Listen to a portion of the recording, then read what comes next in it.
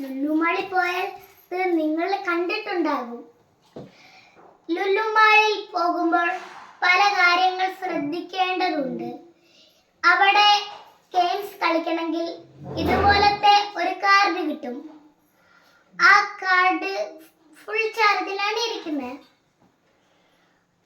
നമ്മൾ ഓരോ ഗെയിമുകൾക്കും പല പല വിലയാണ്.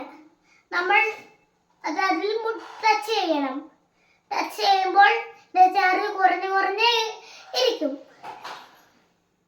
നമുക്ക് പിന്നെയും കളിക്കണമെങ്കിൽ റീചാർജ് ചെയ്തിട്ട് കളിക്കാം. എന്നിട്ട് വീണ്ടും തീർന്നാൽ നമുക്ക് വീട്ടിൽ കൊണ്ടുപോയിട്ട്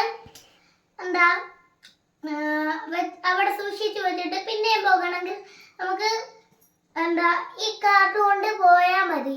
അവിടെ ഉള്ളവർ നമുക്ക് ഈ കാർഡ് ഒന്നും കൂടി റീചാർജ് ആക്കി തരും.